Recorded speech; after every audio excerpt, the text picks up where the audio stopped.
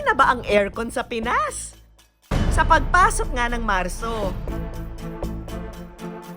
iisa ang sigaw ng marami. Mainit! Kaya para sa mga gustong chumilax at malamigan, may frozen panghimagas na dinarayo sa Maynila.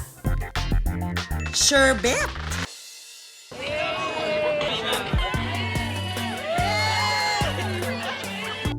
Pero ang talaga raw nagpa-cool sa dessert na ito,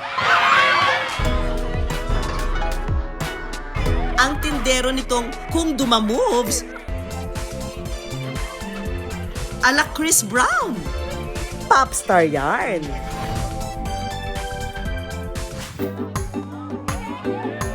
Ang pinipilahang sherbet nga rito sa Fusion Alley sa Maynila, gawa sa buko. Sa halagang 20 hanggang 50 pesos, matitikman mo na ang buko sherbet with free performance pa, ha? Hindi lang daw kasi sherbet ang inaabangan ng mga customer dito, kundi pati na rin ang tindero nitong si Edison. Nakamukhang kamukha lang naman daw ng American singer na si Chris Brown. Naging idol ko po siya simula po nung ang dami po nagsasabi na kawi ko si Chris Brown. Na-curious po ako, kaya hinanap po agad yung Chris Brown. Hanggang sa'yo po, nakuha ko yung pinaka dun po sa galaw niya, sa pagganta niya. Katunayan na nga, pati raw dance moves, pareho sila. Kaya naman ang mga customer, sinasayawan na rin niya. Pagkasayaw ko po ganun, pagka in-apply ko po siya sa sarili ko. Pati nga raw pananalita ni Chris Brown, kuhang-kuha niya. Spokening dollar din kasi siya. We, pasample nga. Chris Brown, you're my number one idol because, you know, you're my best character in the Philippines, to the Philippines. Because, you know, you're so talented, like a dance, you know, whatever. I'm sorry. I'm pressure. Kaya mula sa fit check, hanggang sa hairstyle, carbon copy ni Chris Brown. Minsan po pag umaba na po siya, ginagawa ko po, ginuguhitan po para another color na po siya ulit. 10 taong gulang si Edison nang maulila. Kaya sa murang edad, napasabak na siya sa hirap ng buhay. Ang dami ko rin po kasi na-experience sa trabaho din po kasi po nun. Like, naging waiter po ako, naging tagalinis po ako ng computer shop. Sa hirap nga raw ng buhay noon na mag-isa, si Edison halos kumapit na sa patalim. May mga experience po kasi na hindi po niya asahan, like alimbawa po sa mga illegal na mga ginagawa po ganun. Yung time na po kasi po nun talagang walang-wala po ako, talagang hindi ko po alam kung sino po yung lalapitan ko talaga po. Sakto naman daw noon na may naging kaibigan siya mula sa pagbabasketball na may magandang impluwensya sa kanya.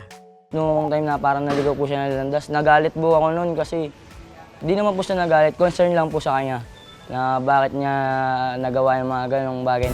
At kalaunan, si Martin daw ang nagtulak kay Edison para pasukin ang pagiging tindero. Naigalit ko po siya na magtinda noon sa amin dahil nga po yung tita ko nagtitinda po siya ng mga orno, kailangan po ng tao.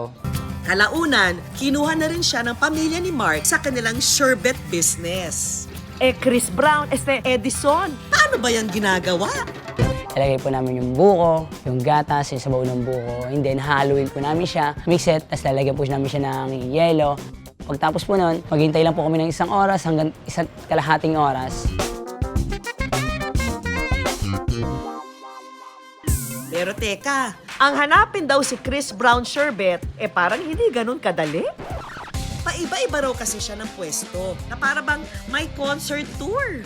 Mostly po kasi nag-start po talaga ako sa Quiapo. Yung po ako talagang unang nakilala po ng mga tao dahil nga po sa pagtitinda ko ng sherbet. Dumating po yung Fusion Alley, like tinry po namin pumesa doon. Ilang buwan lang po, hindi ko na-expect na ganun yung mangyayari na magbubong po talaga yung ginagawa ko doon. At mas lalo pa nga raw itong bumenta matapos siyang madiskubre bilang Pinoy Chris Brown. O ha? Blockbuster ang pila. Hindi ako makabili haba ng pila. Kakaiba siya kasi tulad niya may nagpe-perform pa sa harap mo. Pero ano nga ba ang say ng mga tao sa kanyang sherbet? Worth it bang pumila? Yung ice po niya is fine po. Sakto lang po yung tamis niya for me. Sarap naman. Ang foreigner na ito, dinayo pa raw siya. It is like Chris Brown. I come all around from Bahrain to meet him. And the sherbet is so cool. Ngayon, kaya niyang makaubos ng 800 cups ng sherbet sa isang araw. Ngayon po kasi syempre po, mas lalo po siyang bumilis, mas lalo po nadagdagan po yung tinitinda ko, ganun. Baga, dati nakakadalawa lang po ako, ngayon nakakatatlo, 4. Ngayong nakakaipon-ipon na si Edison, hindi raw siya nagdalawang isip na ibalik ang tulong sa kaibigang naging malaking parte ng tagumpay niya. Kagaya po ng birthday ng anak ko, inubos po ako nun sa panganda nun. Sakto na may sobra po siya, pinahiram niya po ako nun. Thank you kasi kung di rin naman dahil sa'yo, pre, di ba? Wala ako dito. Wala rin naman ako. Hindi ako makapagtinda ng serbet. Hindi ako makikilala ng tao. Papasalamat ako sa'yo kasi isa ka sa naging kaibigan ko, di ba? Kalakip na ng init ang mga pagkaing pampalamig.